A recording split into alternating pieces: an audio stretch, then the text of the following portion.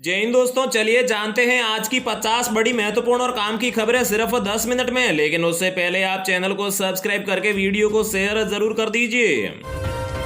भारतीय चुनाव आयोग ने राजस्थान, छत्तीसगढ़, मध्य प्रदेश, तेलंगाना और मिजोरम के विधानसभा चुनाव के लिए तारीखों की करी घोषणा। साथ ही में इन 5 राज्यों में आचार संहिता भी हुई लागू। और इसके अलावा मिजोरम में 7 नवंबर को वोट डाले जाएंगे, तो छत्तीसगढ़ में 2 चरणों में वोटिंग होगी, जो तारीख 7 नवंबर और 17 नवंबर होगी। मध्य प्रदेश में चुनाव 17 नवंबर को होंगे और राजस्थान में 23 नवंबर को वोट डाले जाएंगे। तो वहीं तेलंगाना में वोटिंग की डेट 13 नवंबर रखी गई है। राजस्थान में विधानसभा चुनाव की तारीखों के ऐलान के बाद ही बीजेपी ने अपनी पहली लिस्ट जारी कर दी है। पहली लिस्ट में 41 उम्मीदवारों के नाम का ऐलान किया गया है, जिसमें 7 सांसद भी शामिल है। इस सूची में जयपुर के जोटवाड़ा से सांसद राज्यवर्धन सिंह राठौड़ को प्रत्याशी बनाया है और वहीं विद्याधर नगर से सांसद दिया कुमारी को टिकट मिला है। इधर मध्य प्रदेश विधानसभा चुनाव के लिए भी भारतीय जनता पार्टी ने अपनी चौथी सूची जारी कर दी है। चुनाव की तारीखों के ऐलान के ठीक बाद बीजेपी ने चौथी सूची में 57 उम्मीदवारों के नाम का ऐलान किया। चुनाव की तारीखों के ऐलान के बाद हरकत में आया प्रशासन। सार्वजनिक जगहों से हटाए जा रहे हैं नेताओं के पोस्टर। दरअसल केंद्रीय चुनाव आयोग ने प्रेस कॉन्फ्रेंस के बाद में जिन राज्यों में विधानसभा चुनाव होने हैं, उन राज्यों में आदर्श आचार संहिता व धारा 144 को लागू कर दिया है। आचार संहिता लागू होते ही इलाकों में विधानसभा चुनाव के कारण इन इलाकों से राजनीतिक दलों के नेताओं के पोस्टर और सार्वजनिक जगह व सरकारी जगहों से ये सभी चीजों को हटाया जाएगा।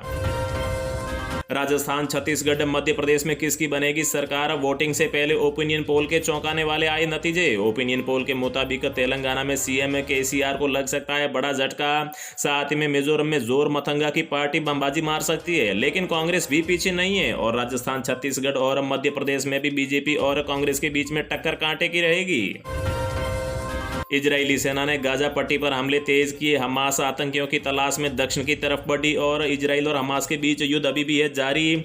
इधर हमास के हमले के बाद में इजराइल ने भी हमले शुरू कर दिए हैं। इसके बाद में एक के बाद कई हमास हमलों के ठिकानों को ध्वस्त किया है और इस हमले में अब तक दोनों तरफ से लगभग 1100 से अधिक नागरिकों की मौत हुई है। वहीं इस युद्ध के बीच अमेरिका ने इजराइल के लिए सैन्य सहायता का ऐलान किया है और अमेरिका ने अपना एक युद्धपोत भी इजराइल बॉर्डर के पास में तैनात कर दिया है। 14 अक्टूबर को पाकिस्तान के खिलाफ भारतीय टीम उतरेगी ऑरेंज जर्सी में। बीसीसीआई की ओर से किया गया है बड़ा ऐलान। शाहरुख खान को मिली है Y+ सिक्योरिटी। मुंबई पुलिस के 6 कमांडो के साथ 24 घंटे रहेंगे। साथ ही में जान से मारने की धमकी के बाद लिया गया है ये फैसला। सनी देओल की अगली फिल्म लाहौर 1947 में दिखेंगे आमिर खान। सनी देओल के साथ पहली बार स्क्रीन शेयर करेंगे राजकुमार संतोषी कर रहे हैं इस फिल्म को डायरेक्ट। भारत को मिला स्विच अकाउंट डिटेल्स का 5वां सेट। इसमें नाम, पते से लेकर अकाउंट बैलेंस तक की जानकारी। मनी लॉन्ड्रिंग जांच में मिलेगी मदद। राजस्थान में आचार संहिता से घंटे भर पहले सीएम ने किए ताबड़तोड़ फैसले। सीएम ने 23,000 करोड़ से ज्यादा की मंजूरियां दी। साथ ही में बोर्ड और आयोग के अध्यक्ष और मेंबर भी बनाए। तमिलनाडु के अरियालूर में पटाखा फैक्ट्री में आग, 9 लोगों की हुई मौत, वहीं 5 अभी है घायल। सीएम स्टालिन ने मृतकों के परिवार को 3-3 लाख रुपए देने का किया है ऐलान। चंडीगढ़ में पंजाब के कांग्रेस नेता हिरासत में। बिना परमिशन गवर्नर हाउस जा रहे थे, बैरिकेड पर चढ़े तो पुलिस ने पानी की बौछारें मारकर किया गिरफ्तार। चीन बॉर्डर पर मंदारिनी भाषा बोलने वाले आर्मी अफसर हुए तैनात। ये टोटोरियन आर्मी का है हिस्सा। LAC पर चाइनीज सैनिकों की भाषा समझने में करेंगे मदद।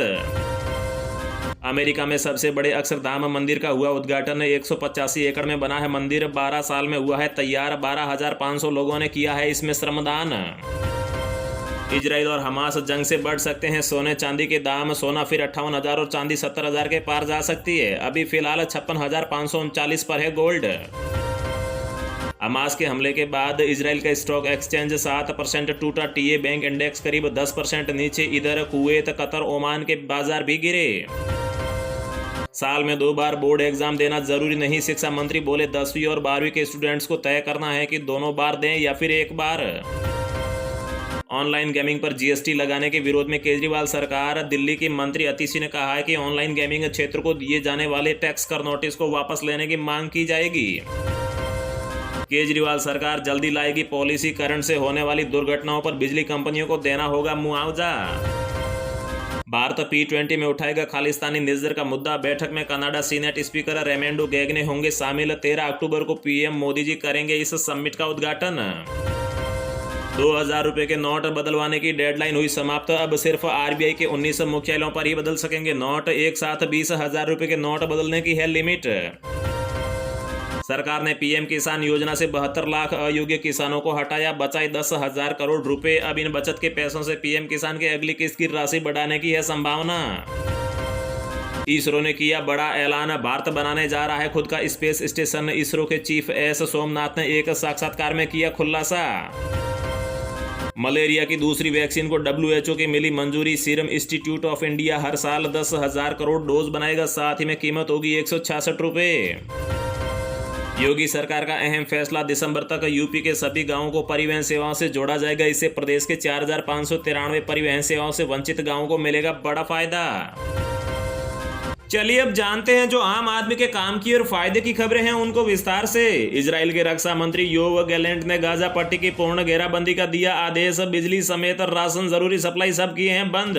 जी हां, हमास के आतंकियों ने भारी मात्रा में इजराइल पर एक के बाद एक कई हवाई हमले किए हैं। प्रधानमंत्री बेंजामिन नेतन्याहू ने हमास के हमले के बाद में एक वीडियो मैसेज जारी किया। इसमें उन्होंने चेतावनी दी है कि इजराइल को निशाना बनाने वाले एक भी आतंकी को नहीं छोड़ा जाएगा। वहीं हमास के हमले के खिलाफ जवाबी कार्रवाई में इजराइल वायु सेना ने सोमवार को एक परिचालन मुख्यालय के साथ साथ विभिन्न इमारतों पर हमला किया जहां आतंकवादी संगठन हमास के नेता रह रहे थे। इजराइल पर हुए रॉकेट हमले में 700 से अधिक लोगों की अब तक मौत हो चुकी है और इजरायली रक्षा मंत्री योव गैलेंट ने सोमवार को एक वीडियो मैसेज के जरिए गाजा पट्टी पर पूर्ण घेराबंदी का आदेश दे दिया है। रक्षा मंत्री ने देश को संबोधित करते हुए कहा है कि हम गाजा पट्टी पर पूर्ण तरीके से घेराबंदी कर रहे हैं। बिजली, पानी, भोजन, गैस, सब कुछ सेवाएं भी यहां पर जो है सरकार के द्वारा बंद की जा रही है।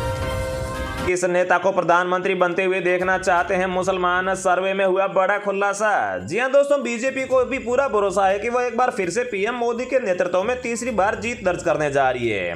इन सब के बीच आम आदमी को लेकर तमाम सर्वे भी सामने आ रहे हैं और हाल ही में सामने आए एक सर्वे में यह सवाल किया गया कि आखिर मुसलमान किस नेता को प्रधानमंत्री के रूप में देखना चाहते हैं।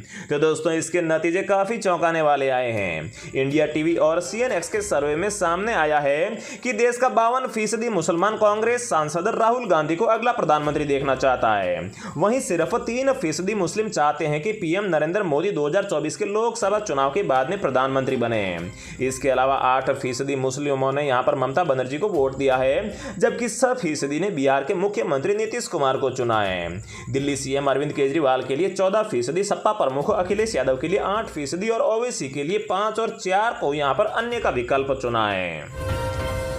सरकार ने किया बड़ा ऐलान, मोटे अनाज के आटे पर दी राहत, साथ ही में शराब पर भी दिया फैसला। जी हां दोस्तों, केंद्र सरकार ने किसानों और आम जनों को राहत दी है। शनिवार को GST परिषद की मीटिंग में तय किया गया है कि कम से कम 70% वाले श्री अन्न या फिर मोटे अनाज के आटे को यदि खुले में बेचा जाता है तो फिर टैक्स नहीं लगेगा, जबकि यदि इसे पहले से पैक करके लेबल लगाकर बेचा जाता है तो फिर 5% GST वसूला जाएगा। वित्त मंत्री निर्मला सीतारमण की अध्यक्षता में हुई GST बैठक में यह फैसला लिया गया है।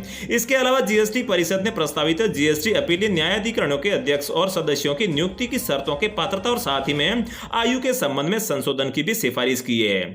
GST काउंसिल ने अल्कोहलिक निर्माण में यहां पर इस्तेमाल होने वाले एक्स्ट्रा न्यूट्रल अल्कोहल को GST से बाहर रखने की भी सिफारिश की है।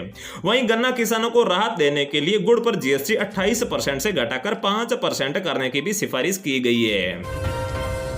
एलन मस्क की स्टारलिंक की भारत में होगी एंट्री, इंटरनेट मिलेगा सबसे सस्ता। जी हां दोस्तों, इस महीने के आखिर में एक हाई लेवल की मीटिंग होने वाली है जिसमें एलन मस्क की बहुप्रशिक्षित स्टारलिंक इंटरनेशनल सर्विस के बारे में चर्चा होने वाली है। इस हाई लेवल मीटिंग में सैटेलाइट सेवाओं के लाइसेंस द्वारा वैश्विक मोबाइल पर्सनल कम्युनिकेशन के लिए स्टारलिंक के प्रस्ताव पर विचार किए जाने की उम्मीद है। रिपोर्ट में जानकारी दी गई है कि बैठक में प्रस्ताव को मंजूरी मिलने की संभावना है।